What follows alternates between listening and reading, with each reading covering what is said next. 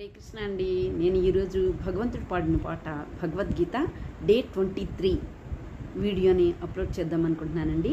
ఈ వీడియోని కూడా స్కిప్ చేయకుండా కంప్లీట్గా వీక్షిస్తారని ఆశిస్తున్నాను. ముందు వీడియోలో ఎటువంటి చెడు లక్షణాలు కూడా లేనివాడినే భగవంతుడు, 6 పరిపూర్ణమైన లక్షణాలను ఉన్నవారిని భగవంతుడు అంటారు అని నేను చెప్పాను కదండి. మన శ్రీకృష్ణ భగవానుడికి ఉన్న 6 లక్షణాలు ఏమిటో ఈ వీడియోలో వివరిస్తానండి.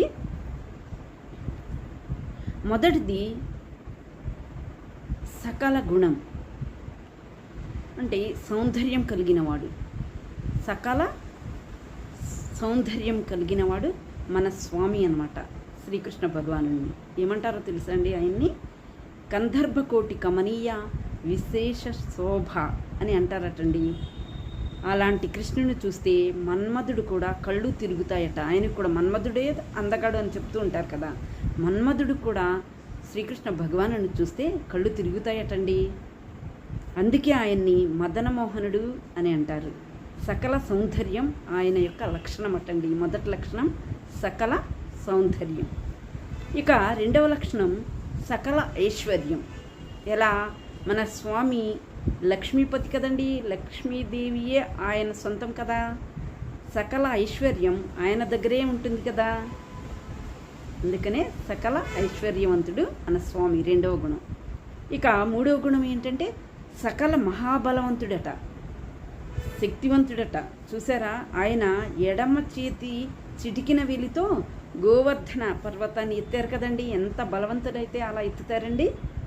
భగవంతుడు అంత శక్తి కలిగినవాడు కాబట్టే భగవంతుడు అయ్యారు. సామాన్య మానవులకి, ఇతరులకి వీలవుతుందండి? ఇలా సాధ్యం కాదు.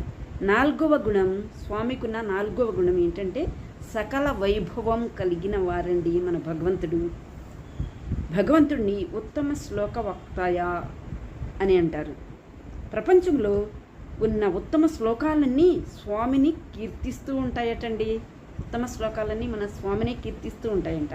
స్వామికి సంబంధించిన అనేక శాస్త్రాలు, శ్లోకాలు కూడా ఉన్నాయట. అంత వైభవం కలిగిన వారు మన శ్రీకృష్ణ భగవానుడు. ఇక ఐదవది సకల విద్యా పారంగతుడండి.